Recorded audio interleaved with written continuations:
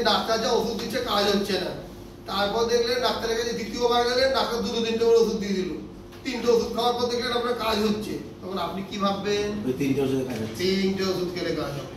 সুতরাং ওদেরকে বলে লাভ।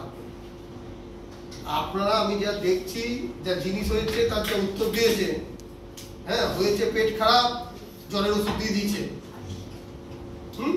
তো ন্যাচারালি কাজ হচ্ছে না।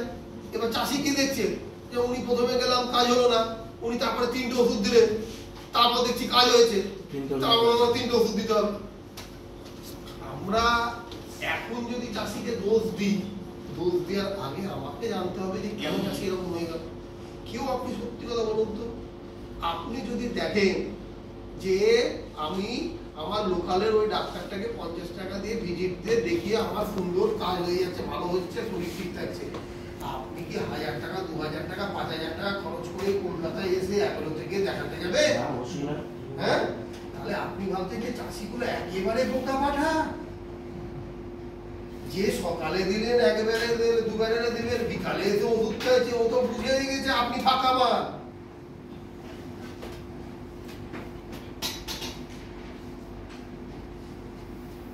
বুঝতে পারছেন?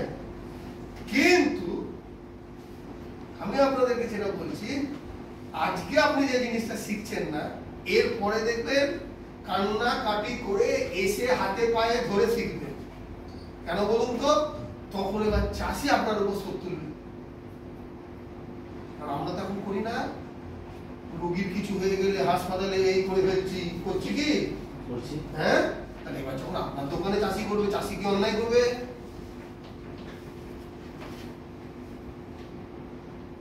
অন্যায় করবে কি? হ্যাঁ, আমি ওই জন্য বারবার বলি, এবং আমার দুঃখ লাগে কেন বলুন তো, আমি চেষ্টা করি শেখানোর, আমি যখনই বুঝতে পারি যে না শেখার ইচ্ছা নেই, আমার যেখানে ইচ্ছা নেই সেখানে সময় নষ্ট করে লাভ নেই। হ্যাঁ, আর ঠিক আছে, এখন তো এখানে এই ট্রেনিং দিয়ে একটা সার্টিফিকেট নিয়ে যাচ্ছে, সার্টিফিকেট নিয়ে গেলে সরকার